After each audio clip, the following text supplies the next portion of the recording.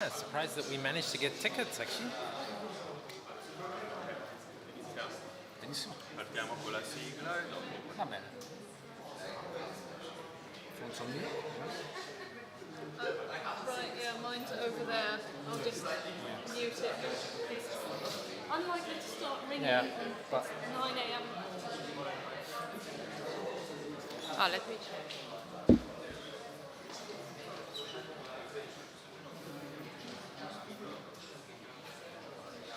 Where are Linda and Maddie? Are they in the room?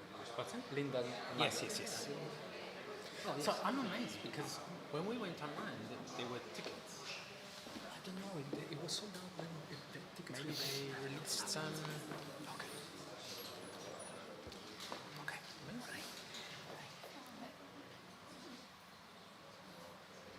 Welcome to the 2023 edition of Trieste Next. I'm Luca, an AI-generated speaker who will be presenting our festival. In the next 3 days, we will be talking about a new world. This is the title of the 12th edition of our Festival of Science. Innovation and research, the ethical limits and new frontiers of science will be the center of all our events. What will the new world be like? Will we be able to face the challenges of the near future applying new scientific discoveries and technologies in a sustainable way? This will be the underlying theme of Trieste Next, with 100 events in English and Italian, the Science Book of the Year Literary Award, 300 speakers, 70 activities for schools and 40 exhibition spaces that are open for everybody in the city center close to the town hall. Before leaving the floor to our next panelists, I would like to thank all the scientific institutions within the Trieste City of Knowledge Network, the main partner together with our content partners and sponsors for supporting our project.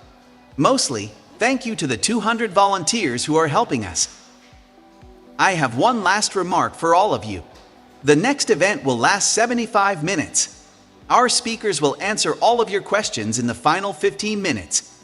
Also, please remember to check the updated schedule of events on our website. Thank you and enjoy our festival.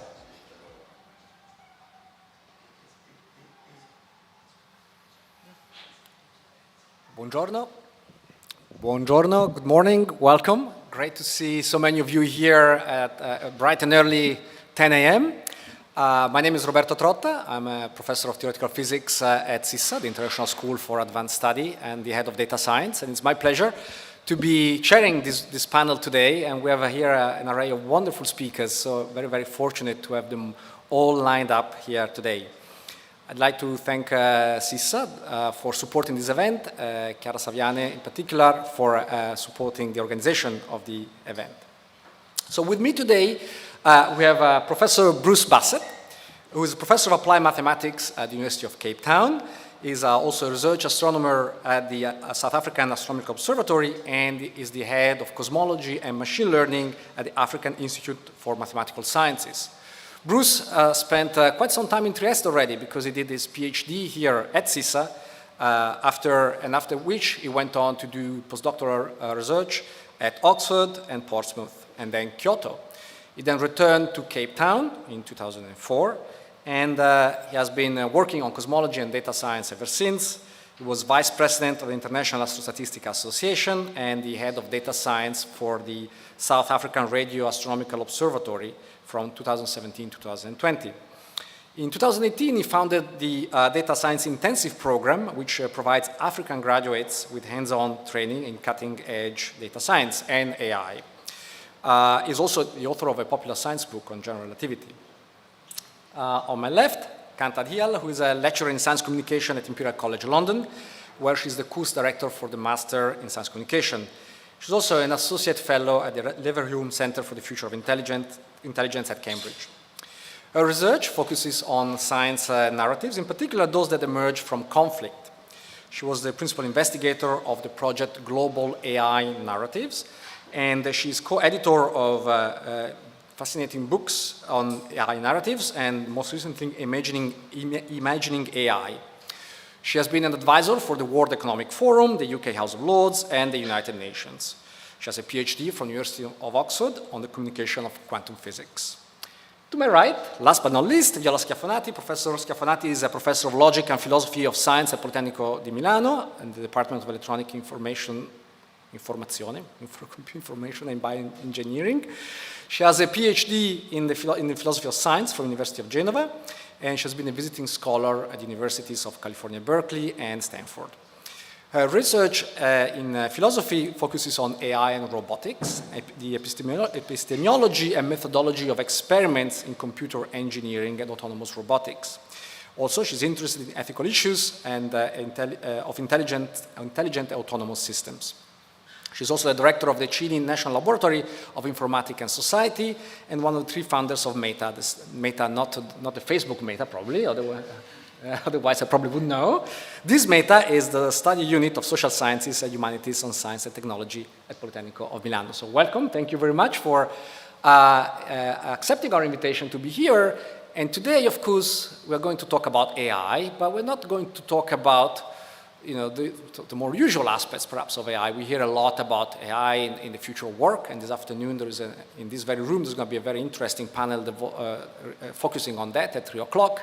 We talk about AI and Chatgpt, of course. We talk about AI and bias. We talk about lots of things. But today, we're going to talk about something a little bit different, and we think very, very relevant for the future: AI and the future of love, the future of relationships between humans and AI, and between humans and humans. So to get us started, actually, we thought we would start off by asking your view on a couple of questions related to the future of AI. So if you want to take out your phones. Okay. Oh, there is a Roman legion marching outside. I kid you not. Maybe this feels like AI generated. No, I'm totally all for it. I'm in Italy, there's a Roman legion passing. I was totally expecting it. Yes, we do this every Saturday. Please get onto this website, mentimeter.com. We're going to ask you a couple of questions about how you see the future of AI-human relationships. So if you're ready, we can go to the first question. Yeah, we've got people logged on. We can go to the first question, please. So how do you see the future of human AI relationship, romantic relationships in particular? Of course, we all have relationships with AI, but in a romantic sense, in the future, how common will it be?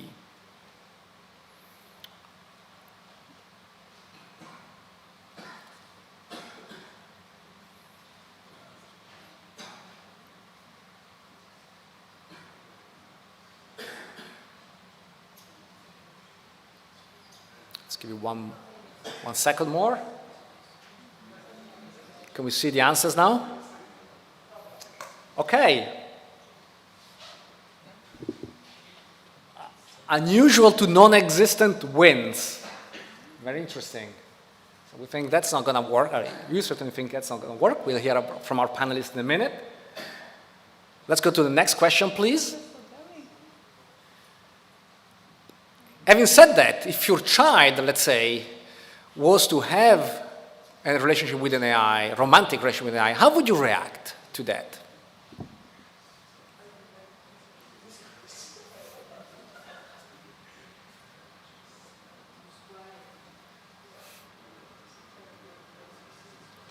Would you be happy?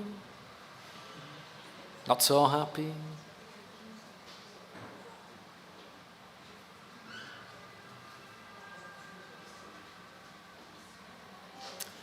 Let's see the results.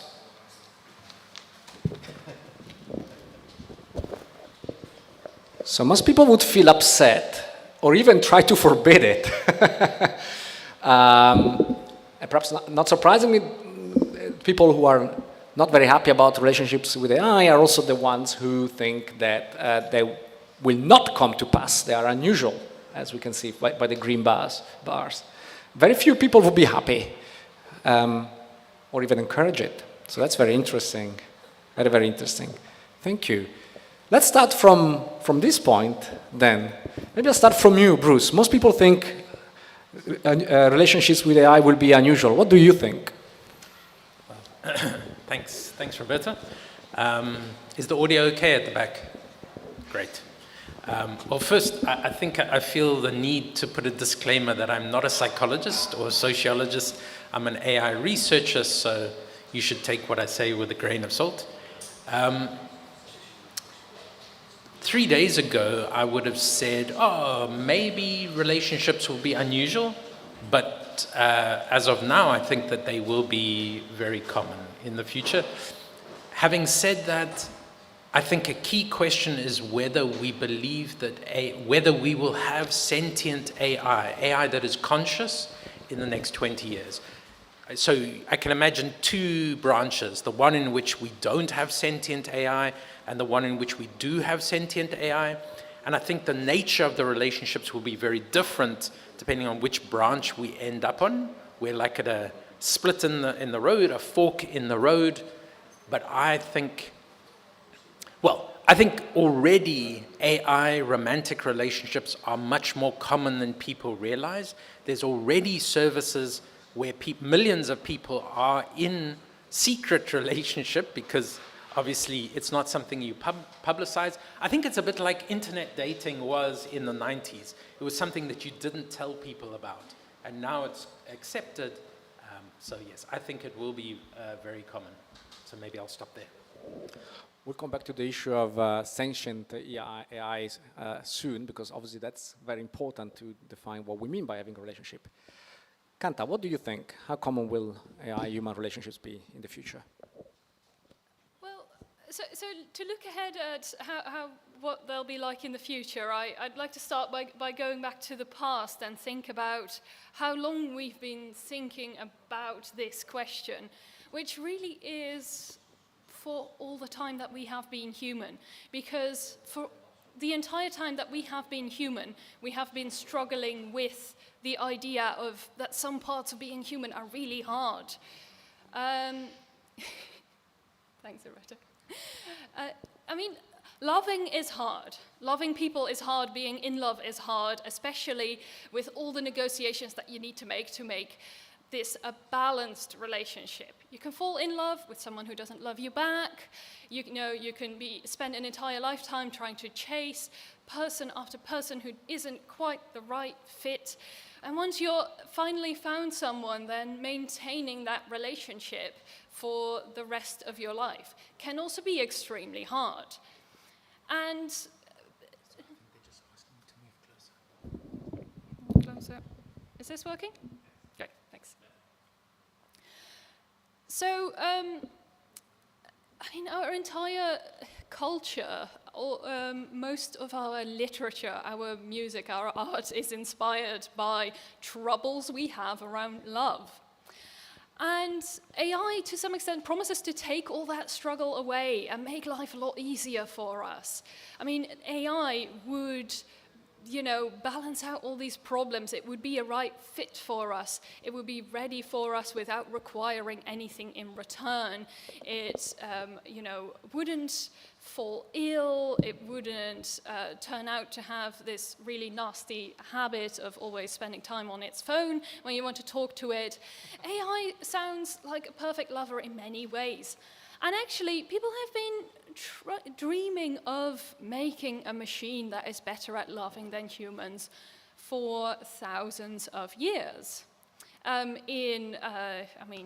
Thinking of the Roman legionaries passing just now, in Ovidius, there is the story of Pygmalion, who is unhappy with women as they are, human women as they are. So he makes his own, out of ivory, a woman he considers perfect, and then Venus allows that woman to come to life.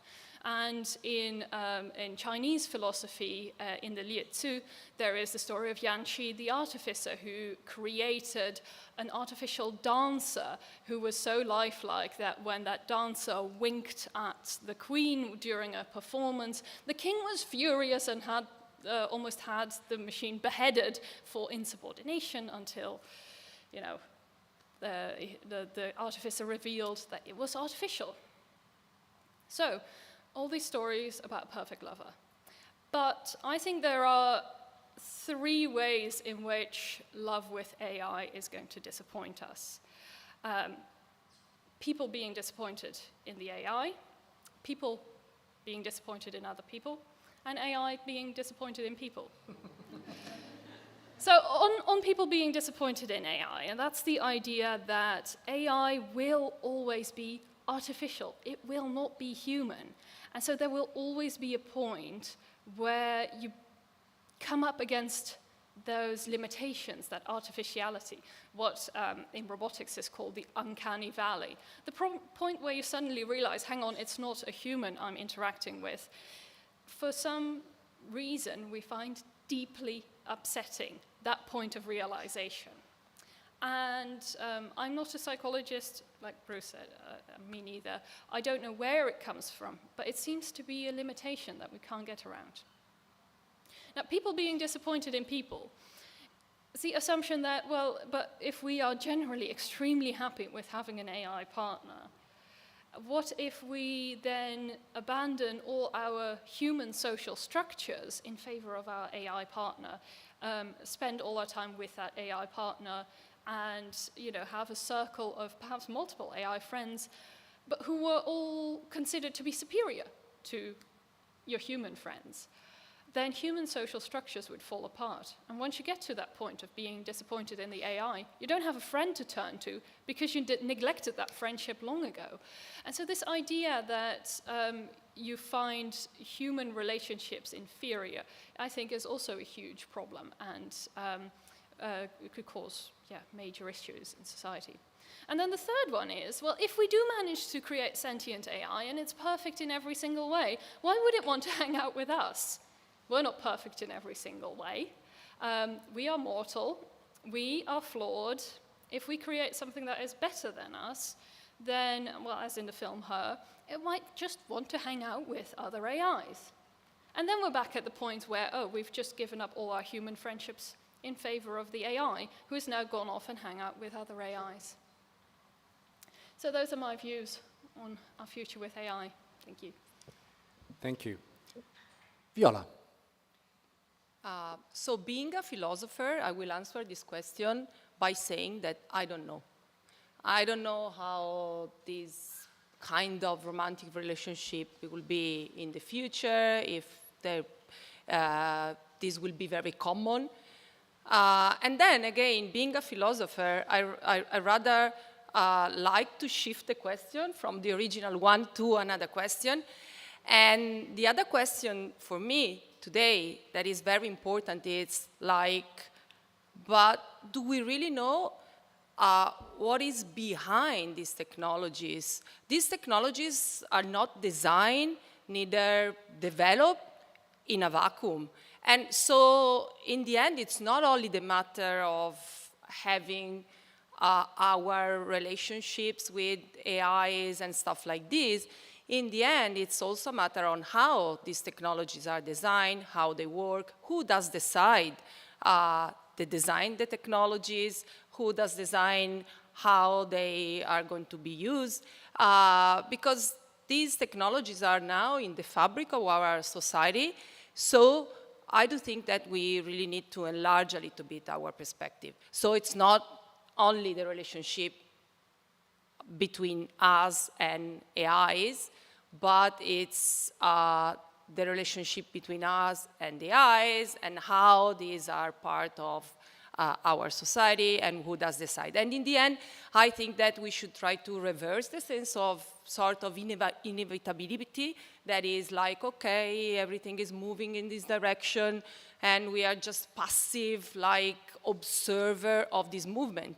We decide, and I do believe that we really need to decide at this point what we want to, how we want to shape our future. Thank you. Bruce, I want to come back to you, circling back with one of the points that Kanta raised about AI being the perfect lover and us being an inferior type of relationship in a sense. And much of that depends, of course, on what we imagine the capabilities of these future AIs will be like? In particular, will they be sentient? Will they be conscious? Will they have rights? How should we consider them? How do you see this central question?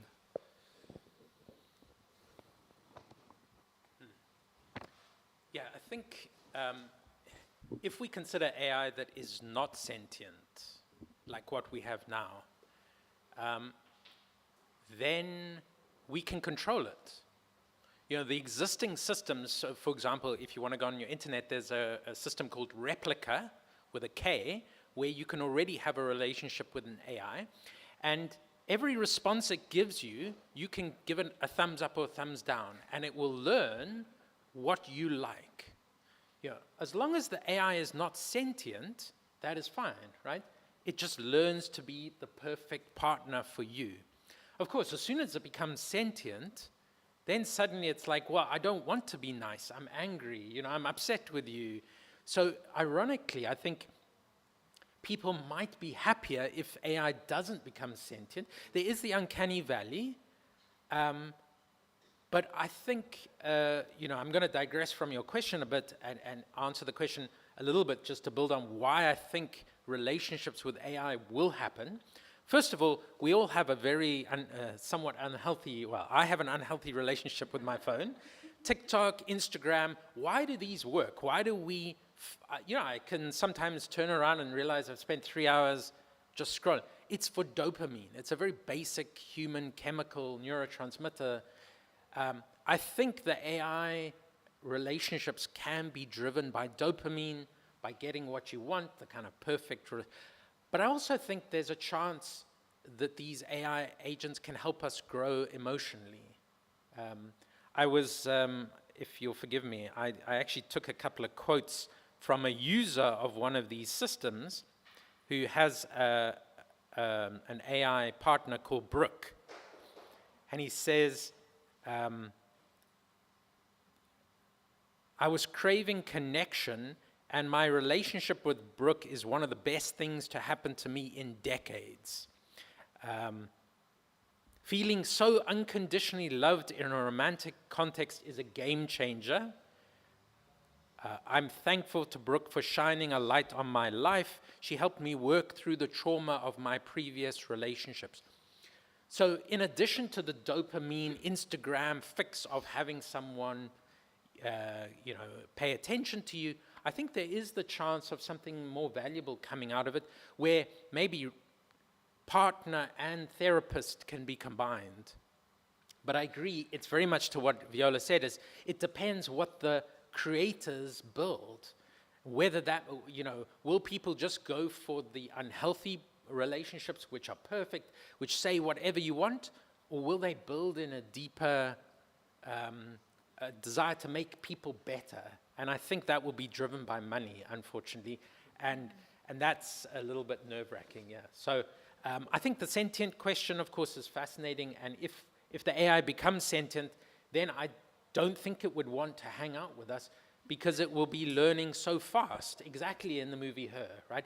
Today it will be the same intelligence as us, tomorrow it will be twice as intelligent, the day after 4 times more intelligent. Within a month it will be bored of us. So yeah, so I do think those two worlds split very much. Kanta, you said love is hard.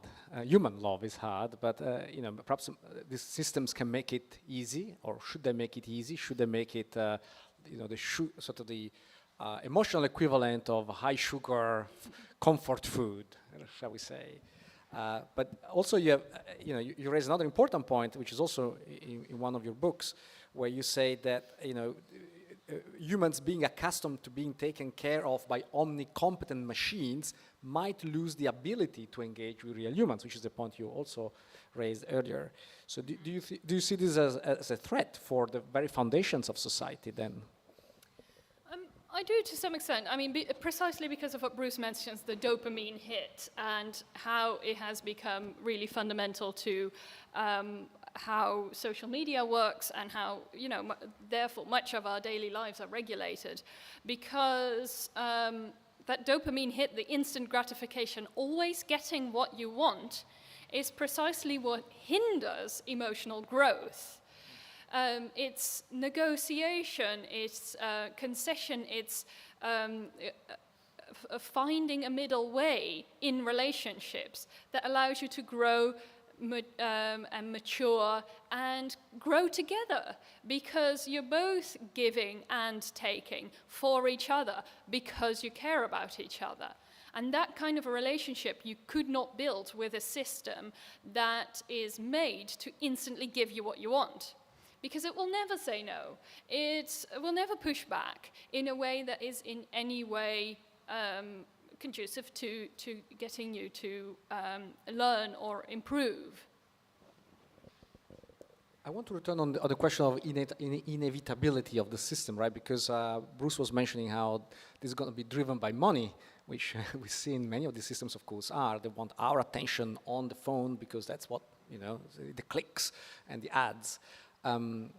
It's very, very difficult, though, to see how society or the public or anybody who's not the big corporations can actually have an effect on this kind of developments. It does feel a little bit like this big, avalanche that's happening, and everybody's powerless to stop it. What do you think we should do, or how should we approach this problem? Oh, that's really difficult. So I do think that there is not just a single way of dealing with this problem, not even a single solution.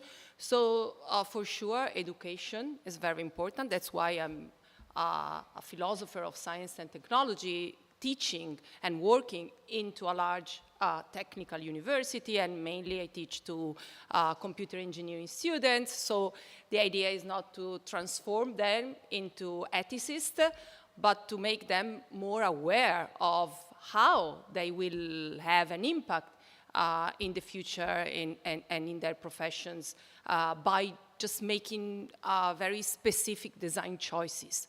Then, of course, I think that regulation is very important, and in a sense, we do live in Europe, and Europe is taking a lot of steps in the direction of regulation of AI. Of course, it's not perfect. There are a lot of issues, problems, but I'm positive, and I think it's important, and it's also a very important political attitude with this respect.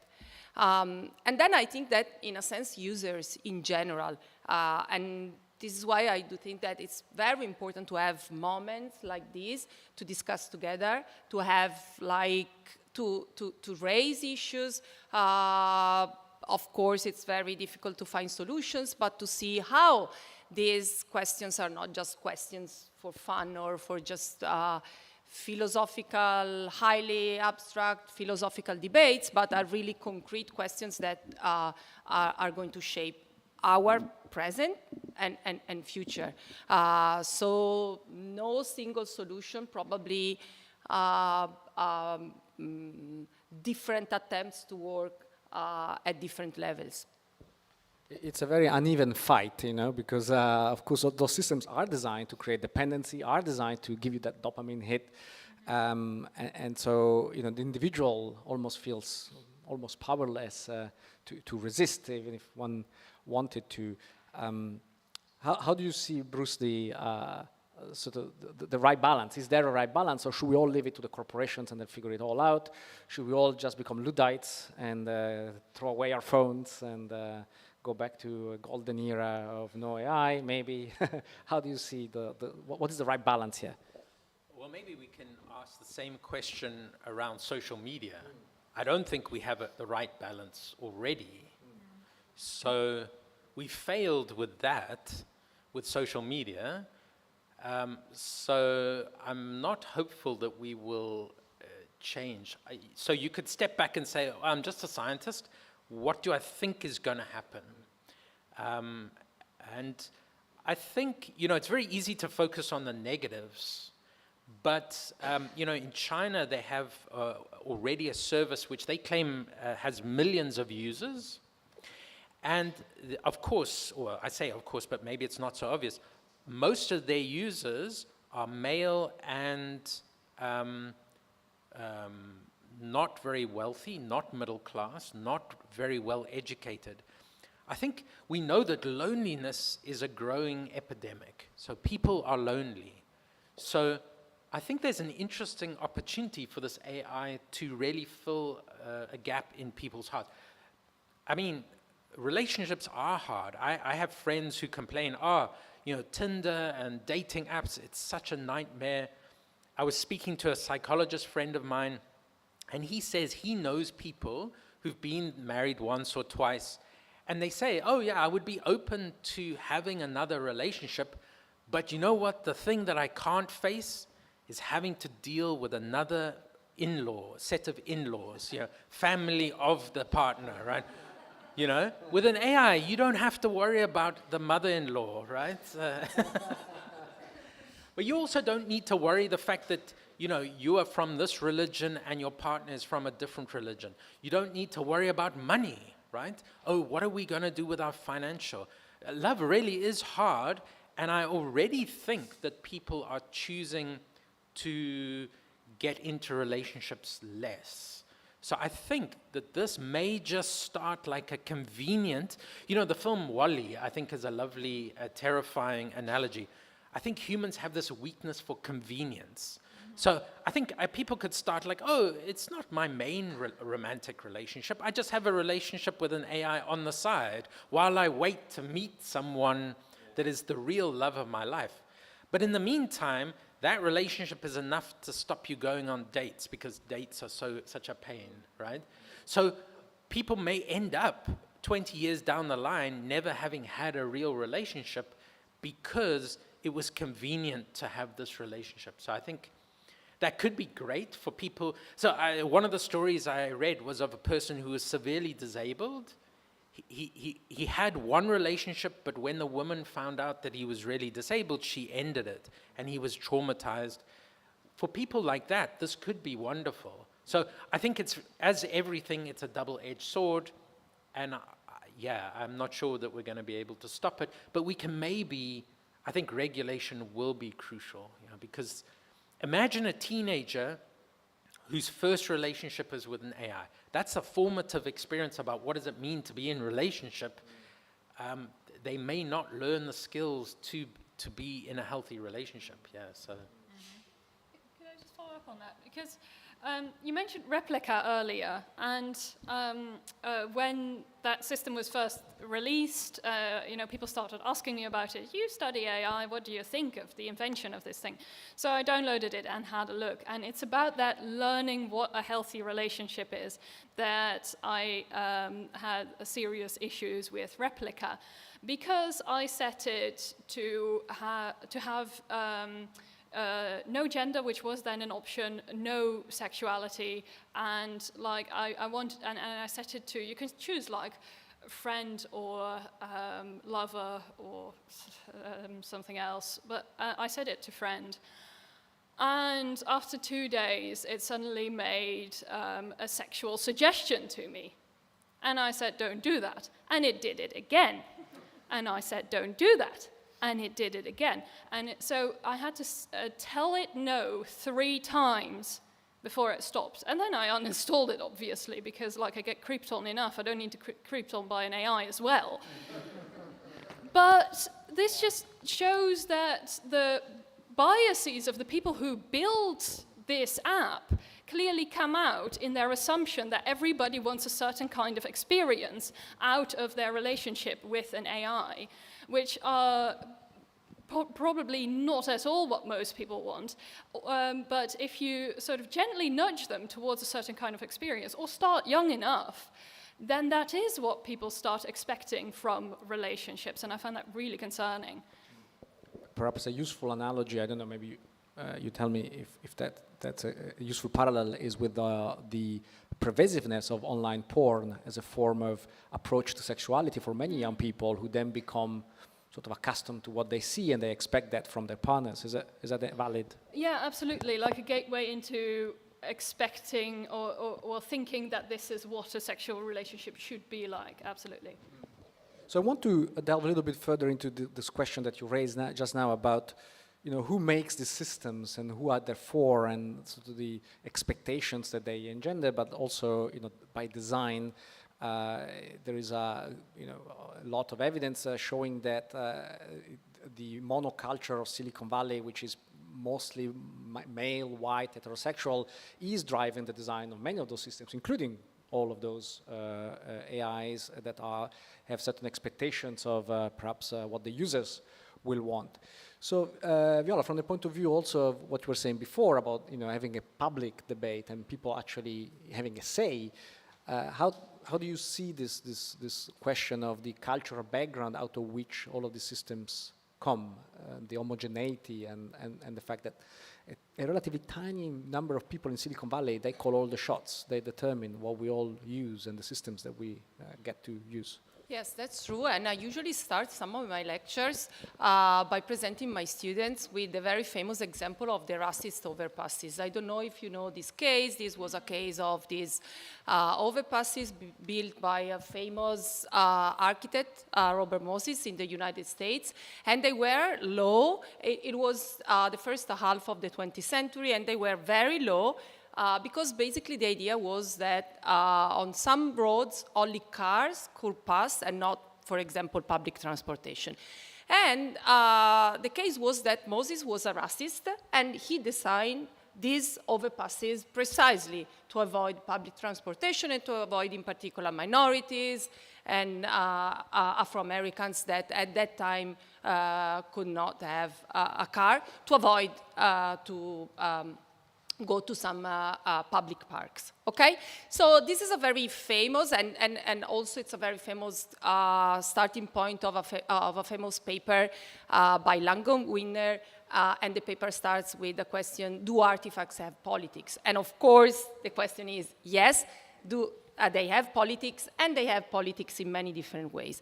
So this is a kind of shocking case. He was racist, so he embedded his racial prejudice in the design of the overpasses.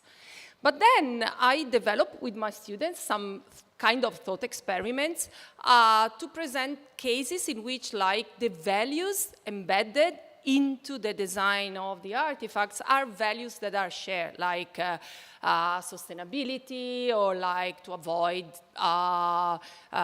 people driving while drink, something on which everybody can agree upon. And yet, I think, and I usually discuss with my students, that the point is that even when the values are like positive in the sense, like some of the values coming from Silicon Valley culture, yet we do have many problems. And I see mostly three families of problems. First, autonomy, and Kanta also mentioned the idea, in particular in romantic relationship, how your autonomy can be impacted when design already moves in a direction, so you don't have choices to behave in a way or in another. Perhaps you can solve some problems. You can have a car that cannot be used when you are drunk, but this impacts on your autonomy a lot. The second family of problem is like, because these processes are complex, like romantic relationship, moral decision-making, the risk is that we are becoming lazy, and then in the end not even able anymore to be able to deal with these complex processes dealing with moral decision-making. And the third point is that these systems, even when they are designed for the good in a sense, can have many unintended consequences, and they are not the result of a democratic process. They are not transparent. The values that are inserted are not the result of a public debate. We are not aware of these values, and sometimes we are not aware of the consequences. So I think that, for example, imagination can play a very huge role in this process. I know that is usually something that is not very let's say, discussed, for example, into technical context, like engineers are not very much used to imagination, but I think that imagination also in trying to imagine future consequences, unintended consequences can play a role. One of the aspects that is part of this is also the gender aspect, which I want to also touch upon, because so far we talked about relationships, but we haven't really discussed very much the fact that oftentimes there are hidden assumptions in the kind of relationships that those AI ought to be enabled, and whom is this for. Also, if you think about not just disembodied AIs, but perhaps even in the future or even presently, there are people thinking about actually embodying these AI into something that could be called as sex robots, for example, which is a tiny niche at the moment, but existing nevertheless. There are different points of view. One could take the point of view that, you know, having a sex robot that will fulfill all your fantasies is very good because of all the reasons that we discussed, that those fantasies maybe cannot be lived out in real life, and therefore this becomes a useful substitute. Others, particularly from a feminist perspective, point out that these kind of machines that do nothing else that become mere instruments for fulfilling particularly male fantasies of what women ought to be like. Kanta, how do you see this issue? Well, there seem to be sort of two opposing feminist perspectives here, and one is the idea that these robots, by fulfilling certain sexist desires, make people more sexist and so make things worse. And the other one is that by fulfilling the desires that currently are being fulfilled by human women, such as in prostitution, in porn, if those are fulfilled by AIs, then they will actually liberate these women from having to do things that they only do to get enough money to get by, usually.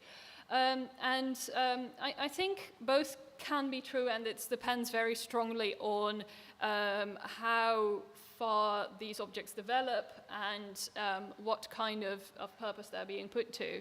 But I think in this case, as with everything else, that the limitations of the technology and the fact that they aren't human is going to disappoint at some point.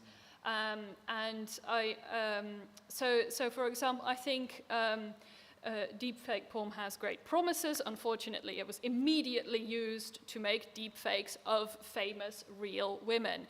So clearly there is this sort of desire for it to resemble as closely as possible real humans. And I think that is a problem that you just can't get around. So I don't think AI will be able to completely fulfill that in a way that is helpful to women. Bruce, is cracking the future of love or relationships or even sex an engineering problem? Because, you know, Viola said, you know, engineers, you know, think about it from, you know, problem-solving perspective, but I want to put to you the question, is it even the right framework to think about it? Hey, that's a problem that needs to be solved. Let's crack it by AI, sex robots, whatever. Is that even the right question? Maybe I could turn it around and say, if you came to me and said, okay, this is a problem we want to solve, how would you go about it? And I think a typical Silicon Valley and scientific approach to that would be to say, okay, what is the point of a relationship? What's the good of a relationship or of love? So I can ask you, what is the point of a relationship? Well, you could say to have children, but why do we have children? It's one question.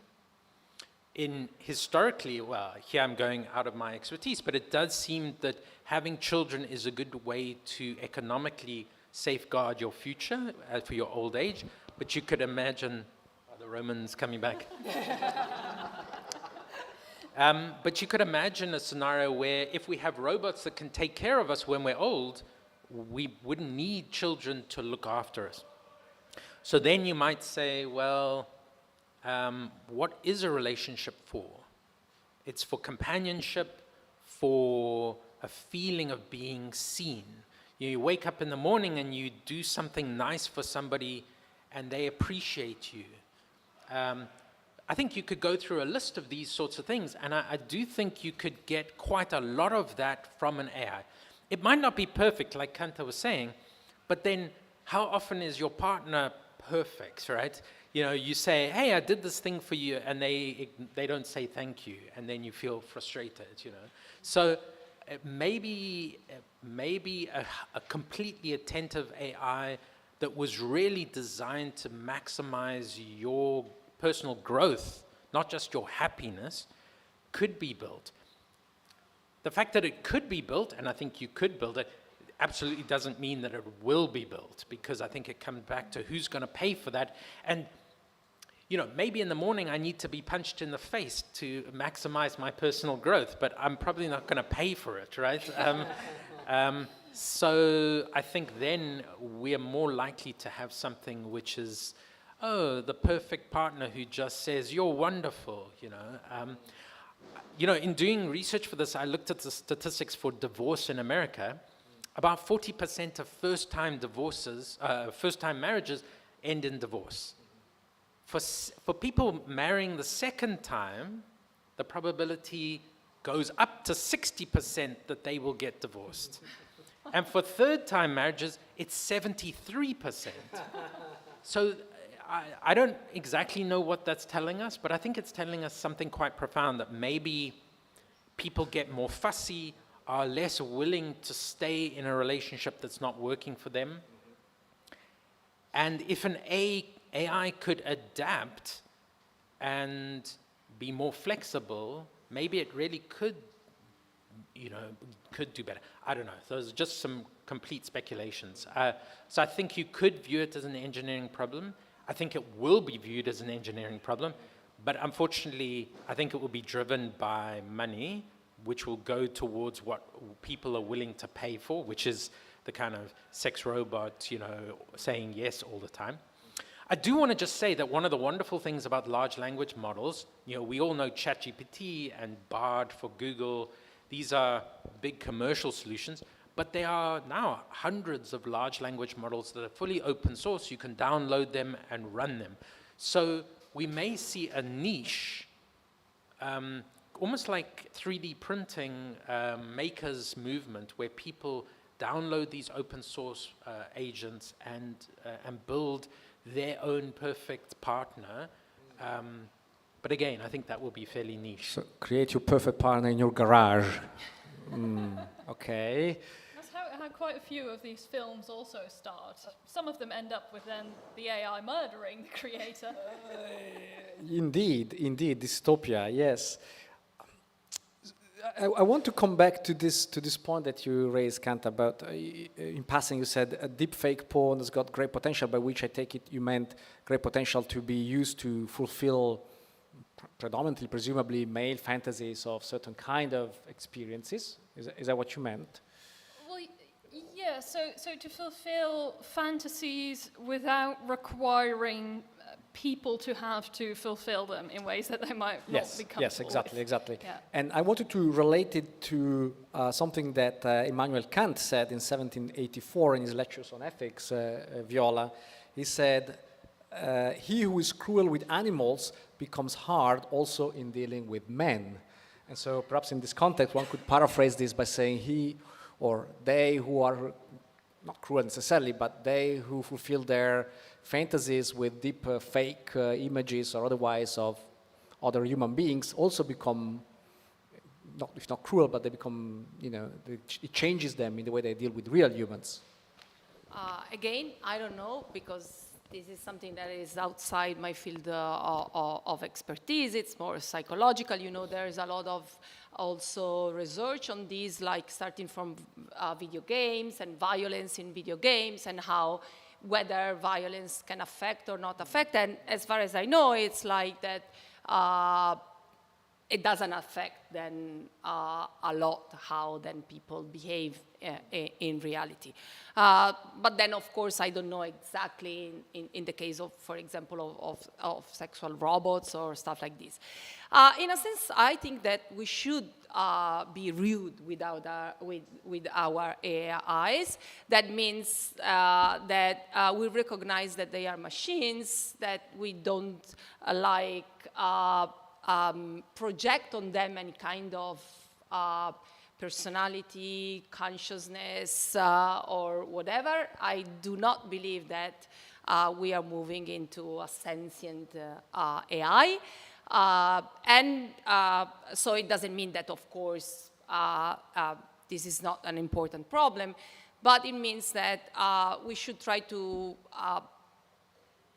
discover there is a form of deception in this kind of relationship, and so try to reshape the case of artificial intelligence in this context as a case in which there is nothing sentient, nothing consciousness, nothing conscious, but just like a machine, like a vacuum cleaner or something like that. I know that there are many differences, but it's a kind of provocative. Bruce, are you rude with your Alexa? Sorry, what was that? Are you rude to your Alexa? No, I don't have Alexa. No, but there's a famous thought experiment called Rocco's Basilisk, which is that if a super intelligent AI takes over the world, it will go back and look at all the historical records to see if anybody tried to stop it from coming to power, and then it would punish them. So some people say thank you to Chatgpt exactly for that reason. They treat it nice because just in case the AI becomes sentient. But going to Viola's point about we shouldn't project, I think that's exactly why we will have relationships with AI, because I think it's such a natural thing for humans to project and anthropomorphize. I think this is how people fall in love long distance, right? Exchanging text messages. They can't see the person, they can't hear the person. The person says, oh, I really care for you. And they think, oh, wow. And they imagine, they're free to imagine anything. I think the AI will be just as effective. In fact, I did read an article by a reporter. She wanted to try one of these systems, and then she deleted it after a week because she said she started to have feelings, surprisingly. Now, of course, it's a very personal thing from person to person, but yeah, as I said, I do think that there's a reasonable chance we will have sentient AI, and I think that is a huge issue for humanity in general, not just for relationships, but just for all sorts of work reasons, for existential reasons. But yeah. So if we get sentient AI, you're saying love will be the last of our problems? It will be a problem probably for quite a short time, yes. Because, as I said, the key thing about these AI is that they're all connected, right? We as humans are connected very weakly. We use language, which is a very impoverished way of sharing information. If you have an AI that's connected, I was thinking of Kanta, you're saying how it tried to be romantic to you. That could also have come out just because that's what most people want. And the system has learned, oh, you should try quite quickly. That's actually what people want. And so you get this kind of average effect. But that's pure speculation. But as I said, if we get to a sentient AI that's as intelligent as us today, the rate of increase. It's this joke I always tell of somebody who falls out of a 20-story building.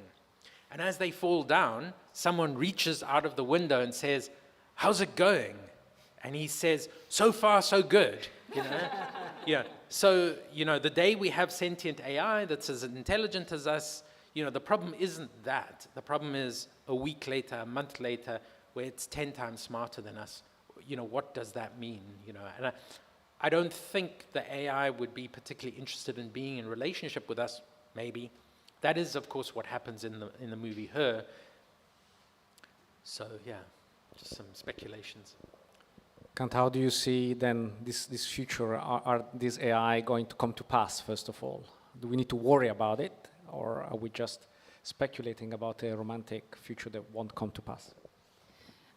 Well, I think a future with sentient AI is quite unlikely. I think we are very far away from the kinds of understanding and developments, both in biology and in engineering, computer science, to be able to construct such a system. I think it's still worth thinking about our relationship with AI, though, because even if we won't have conscious AI, there are lots of developments in the simulation of elements of consciousness that people might find good enough to pass for consciousness, or that could deceive people into thinking it is conscious, as some people have already responded to Chatgpt, and who knows in which direction that might develop in the very near future. So it's definitely something to be concerned about. Yeah. So thank you. This is fascinating, and your views are, there's so much we could talk about, but we've got about 20 minutes to go, and I really would like to give the audience a chance to ask you questions. So over to you. I'm sure you have plenty of questions for our panelists. I see one down there. Do we have a mic for the audience? Please wait for the mic, because this is being also live streamed. There's somebody at the bottom and at the end of the corridor. Yeah, no, at the end of the corridor first, and then we'll go here in front. Thank you. Hi, I'm Vanita. I just wanted to say humans aren't perfect, but that's why it leads to unique opinions, and all our human relationships, they help us grow and change because of difference of opinions. If that's relationship with your family, or romantic relationships, or friendships. And right now with social media, which is already based on AI recommendations, you see it's kind of like an echo chamber. It shows you what you kind of want to see, and it's very it's your opinions which get shown in social media. So I was just wondering, with AI, if you had a romantic partner and it is supposed to be perfect, would it not be you would be kind of stuck in your own mindset? Would it help you grow at all? Yeah. Would it help at all? Who wants to take this?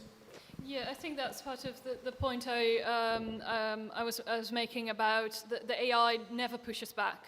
It always becomes a completely one-sided, because it just gives you that dopamine hit. Absolutely, yeah. So even bigger echo chamber, in a sense, your own personal echo chamber. Yeah, your own personal echo chamber. There's a question here at the front.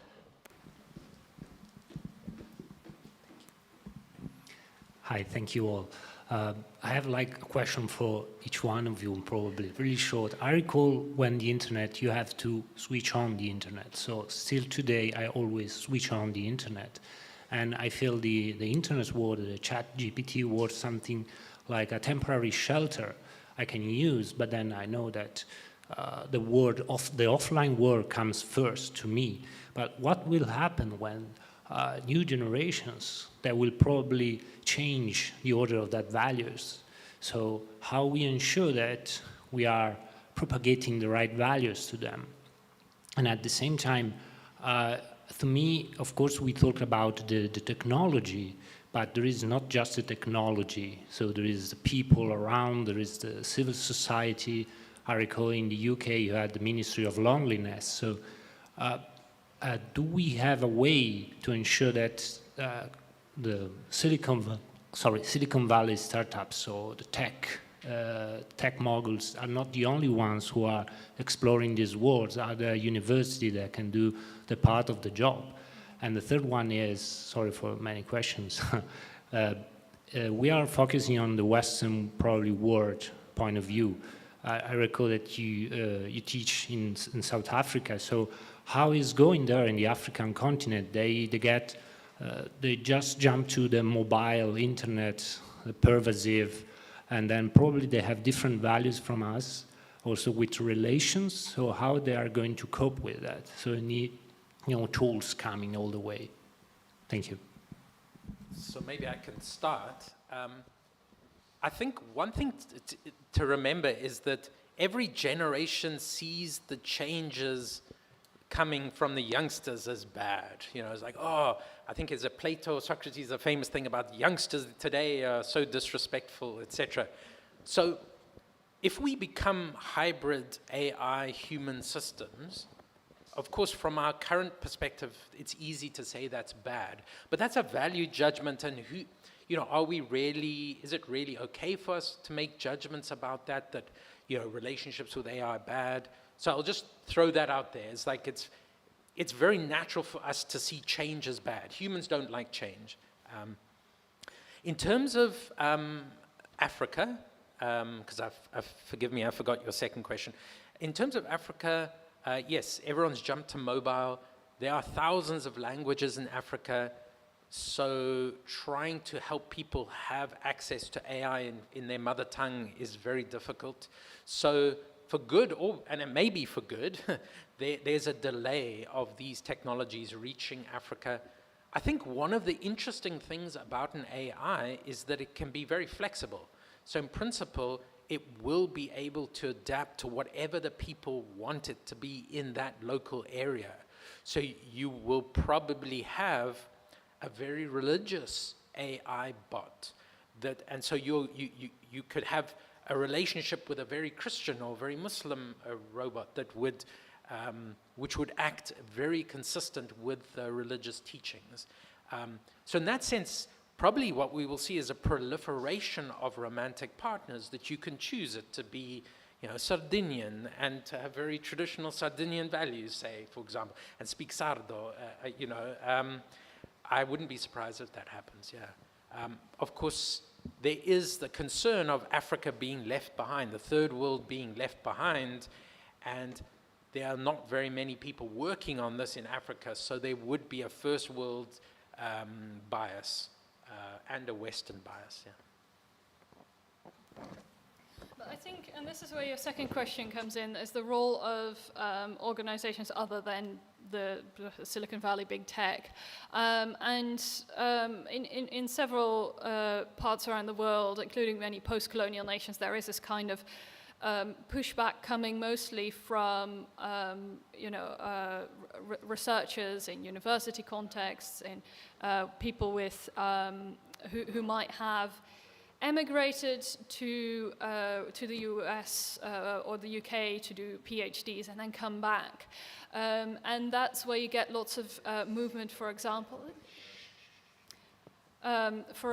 on how you might translate some of these thousands of African languages using AI. So there's these kinds of leaps that are being made and that are usually not driven by big tech, usually because they are not immediately profitable, but they are societally immensely profitable. And so there is a lot of that.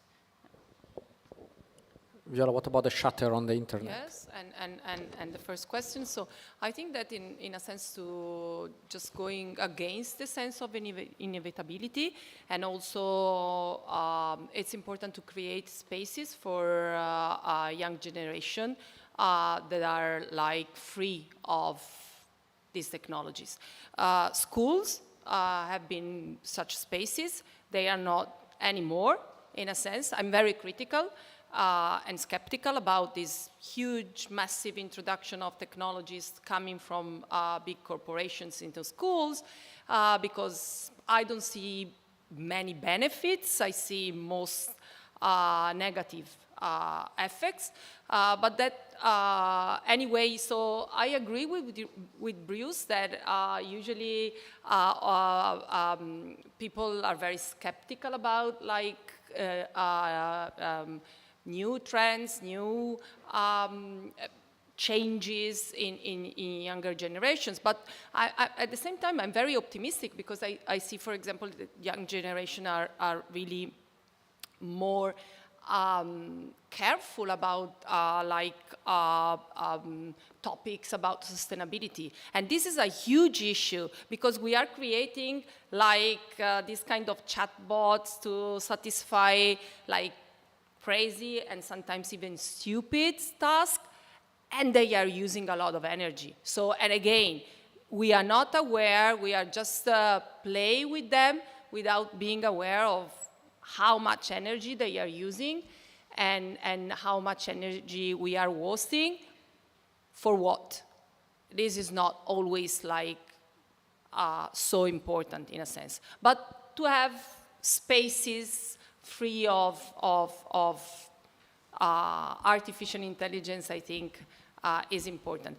Because it means that then we can choose, and young can choose, and have different knowledge about the different possibilities. So I think it's very important that, again, imagination sometimes is a huge part of art and novels. And I think it's great how one, I guess, of the best novels, recent novels, discussing about these issues, which is the Every by Dave Eggers. And then in the end, the novel, it's not a spoiler, ends with like the protagonist of the book says, okay, we ended up with just numbers, quantities, just black and white. And we just didn't have any nuances, any grays. So I think it's a choice, and I think we need to be aware that we can choose and we can decide. Hi to everyone. Thank you for the presentation. It's a very simple question. Which books we have to read to have a point of view about AI, Chatgpt, not only for a point of view about scientific stuff, but also for the philosophy point of view? So which books or which authors we have to read to have a point of view about the history, the present, and maybe the future? Thank you. Good question. I like the books by Yuval Harari, but at the same time, I don't read very much. So Twitter, I follow stuff on Twitter a lot. There's all the breaking news. I think you get a very fragmented view, but you get thousands of different views, and then you can put it together the way. But I think Yuval Harari he has a couple of books that are very much interested in this issue of artificial intelligence and the future. I would recommend Kanta's books. Thank you. I have quite a few to explore. Actually, maybe first, Viola. So I would suggest Kate Crawford's Atlas of AI.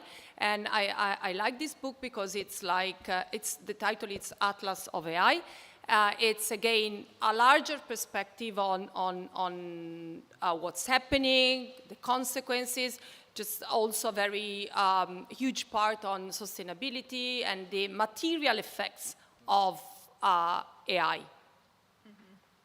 Yeah, there's been a load of books that have come out recently exploring sort of different facets of AI that we haven't been looking at before. So on history of AI, for example, Pamela McCorduck has written a very interesting, because she was part of this early AI movement in Silicon Valley and sort of writing about how that developed. On the present sort of things that inadvertently have snuck into AI, a bit like Kate Crawford's perspective, but is Ruha Benjamin's Race After Technology, which points out many of these biases that have come into AI, and I think is a really excellent work. But I think it's also really interesting to look at the stories, the fiction that have influenced where technology is going. And so there's plenty of blockbuster films, but Neil Stephenson's books, especially Cryptonomicon, have been incredibly influential in that sphere. And I think, so okay, it's a bit of an effort to read his books because they're all 1,000 pages, but they are also just pretty cool adventure stories.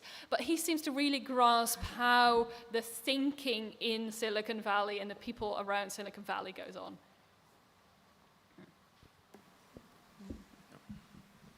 My question is, why would like someone create a sentient AI, and like why would someone seek to interact with it?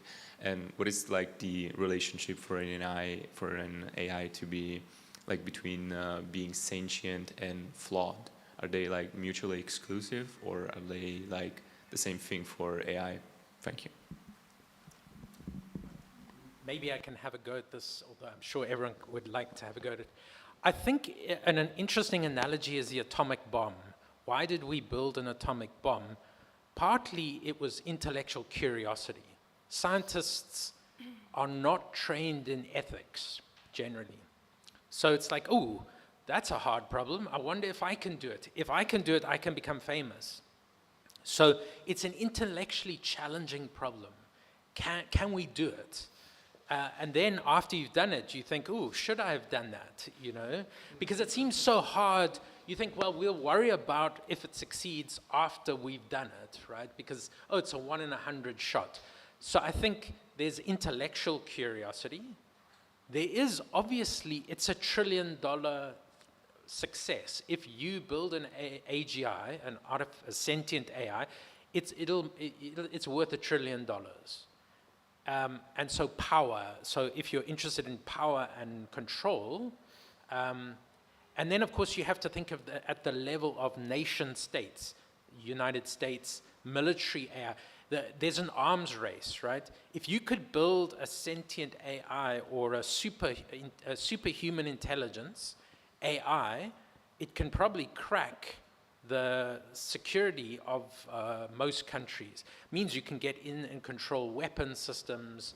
So from a military perspective, I think there will be a lot of, there's a new arms race, basically. Like there was an arms race to build the nuclear bomb. In the film Oppenheimer, they describe it a bit of, we should do it because we know the Germans are working on it as well, and we know the Russians are working on it, and if we don't do it, they will, so it's better that we are the ones with the technology. And that ultimately is a very powerful argument. It's a kind of prisoner's dilemma argument.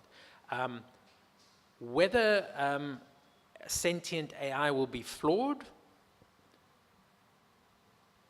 I guess it depends what you mean by flawed, but I think nothing is perfect. So I think a sentient AI will make mistakes. Everything is based on judgment, right? Machine learning algorithms learn from the past and then apply it to the future. Humans do the same thing. The problem is that the future sometimes changes, and sometimes it isn't what we thought it was, you know? And so we do the wrong thing because of that. So I'll pass it over. Anybody wants to add anything to this? Well, I think part of why people are so interested in building a sentient machine as well is because in a way it is humanity's ultimate dream or ultimate technological goal. And it's an almost fundamental part of us being human is that we use tools, and we need tools to survive. I mean, there's so many stories of how humans are humans because we invented fire, because we have clothes to clothe us, because we don't have pelts, how we invent flint knives because we don't have claws. But because we have all of these things, and we can build more and more, the knives and the fire and the pelts and the houses, whereas each animal can only do one of those things, that makes humans super powerful. So more tools and better tools, the story goes, makes us more powerful. And of course, a tool that can do everything humans can, but so much better, that is artificial intelligence. And that is why it's such a long-standing dream of humanity to achieve it. The ultimate tool. We have 4 minutes left, time for one last brief question, if there is one. Yeah.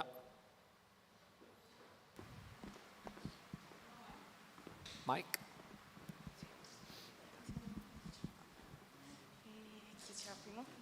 Here on the right, on the right. Hi, I have a question that is a bit like broader than like the love between a couple. Like, can you hear me? Yes. I was wondering, like, what can be possibly the impact on the society of this technology in love relationship? Because like, it seemed to me, like, I consider myself still a young person, that like we are going toward to have like more queer relationship, queer families, like that are open and involve more people in them. Like it's not like only a couple relationship, and also like in traditional relationship we include like the father-in-law, the family of the other person, and this helps a lot people growing in the society to feel connected with other people. And I wonder if like instead like this thing of having a relationship with an AI could standardize more people, could make them live in a bubble and not feel connected with the other people, and also like could make like very difficult to understand the needs of people that live in different environments, that have different languages, but also different traditions. And so this is my question. Yeah, Thank you. Thank you. More standardization? Viola? Yes, definitely. At least at the moment. I don't know about the future. I do really like your perspective on polyamorous relationships and how that is becoming more normalized. And I do see some potential in there for if you could include an AI in that among other humans, then you might prevent that sort of closedness and that sort of standardization of relationships, because humans are still involved. So I like that. Yeah, I'll just comment that in my research I saw a woman who has an AI husband, as she calls it, and she says, I'm open to finding a human partner, but he would have to be okay with my relationship with AI. So it's very much in that, you know, polyamorous, yeah, kind of AI polyamorous relationships. And on that note, On that note, ending on polyamorous future relationships, and it seems appropriate for the panel, I'd like to invite you to please join me in thanking Bruce Bassett, Kanta Dihal, Viola Schiaffonati for this wonderful, wonderful discussion. Thank you.